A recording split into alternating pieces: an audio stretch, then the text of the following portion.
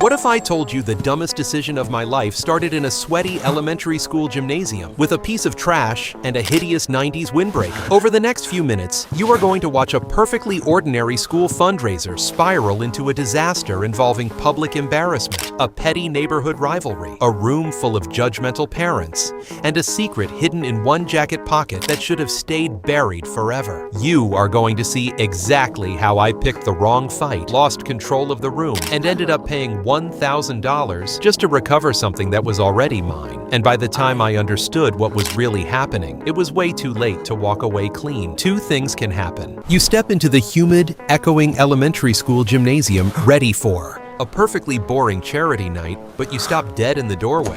Resting on a long folding table piled with cheap donated junk is your blinding neon 90s windbreaker. Your stomach drops. The insanely expensive anniversary jewelry box is still zipped tight inside its pocket. You sprint past a cluster of gossiping PTA parents, desperately planning to casually snatch the jacket and vanish. Too late. Your smug neighborhood rival is already standing there, his fingers curiously rubbing the bright, crinkly fabric.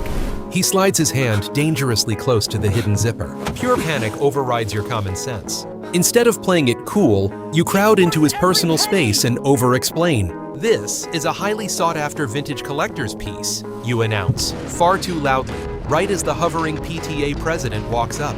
She raises an eyebrow. You smile awkwardly, completely trapped by your own unnecessary volume. "I absolutely must have it," you lie, sweating under the harsh glare of the fluorescent gym lights. For one brief second, they both step back. You think you can just grab the nylon fabric and run, but the president taps the silent auction clipboard chained to the table. You snatch the cheap plastic pen. You aggressively scribble a $20 bid, twisting your hips sharply to physically block your rival from brushing against the jacket's heavy, lumpy pocket. You breathe a shaky sigh of relief, actually thinking $20 just saved your marriage. Amused by your weird, sweaty desperation, the rival dad smirks. He takes the pen from your trembling fingers and immediately writes down a $25 bid. Across the gymnasium, your ultra-competent wife looks up from the punch bowl corner, her eyes locking onto the ridiculous neon windbreaker you supposedly threw away yesterday. The PTA president beams brightly at your sudden philanthropic spirit. You stare down at the clipboard, realizing that if you back down now, two things can happen.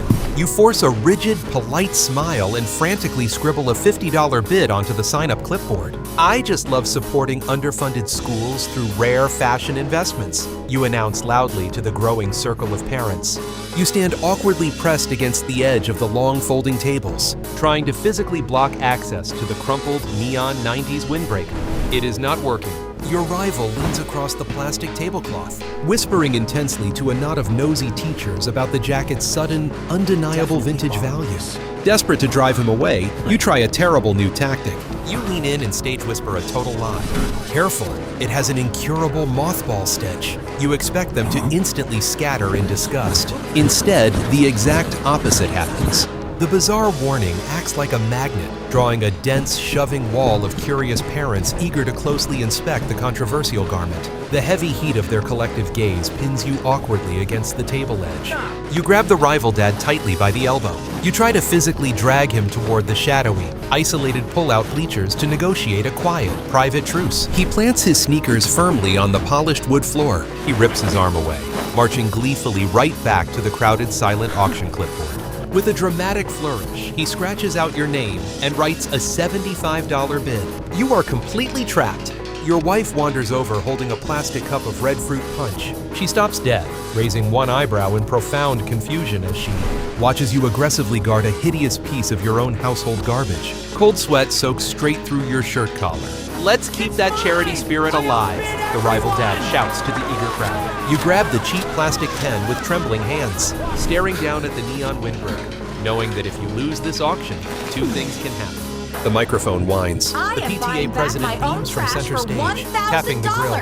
"We have a surprise item," she announces, pointing directly at the neon 90s windbreaker draped over a chair. Because of unprecedented hype, she explains, this vintage masterpiece is leaving the silent tables for the live auction.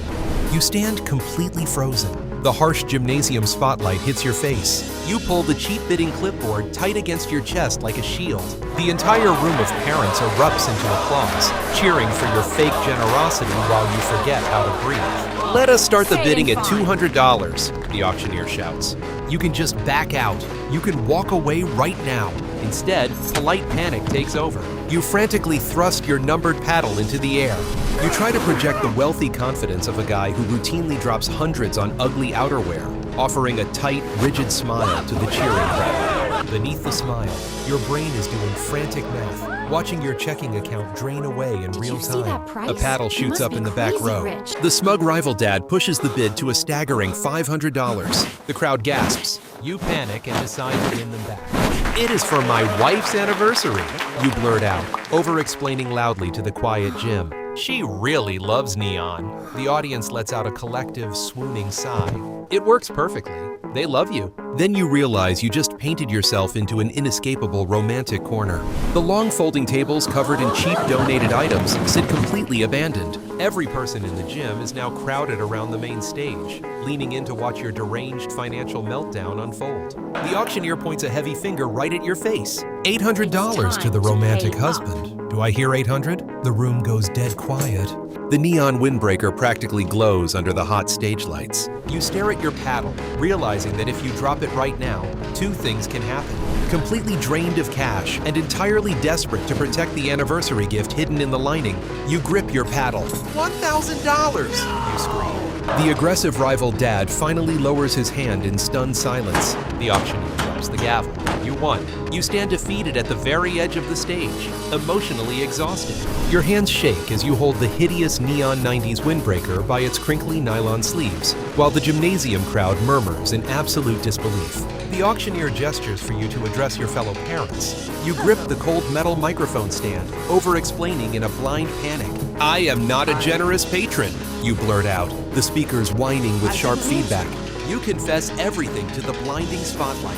You admit you are just a deeply scatterbrained husband who accidentally donated his brilliant wife's expensive milestone gift and was simply too terrified of her disappointment to confess the truth. The judgment in the room turns thick and heavy. You assume she will storm out of the double doors, leaving you alone with your expensive garbage. Instead, the crowd parts. Your wife steps out from the back row and walks straight up the wooden steps to the stage. She smiles a tight, pitying smile, reaching up to her throat. She unbuttons her collar. The stage lights catch the glittering diamond pendant. She is already wearing the beautiful necklace. She safely removed the velvet box from the windbreaker pocket this morning before you ever touched the donation bags. Rather than exploding at your legendary stupidity, she gently takes your hand. She looks deeply touched by the insane, financially ruinous lengths you were willing to endure just to try and protect her present. You leave the stage in a daze. You walk out of the elementary school gymnasium together into the cool night parking lot. Your checking account is completely empty. Your wife proudly wears her elegant new diamond necklace directly over the fluorescent magenta fabric of your terrible neon windbreaker.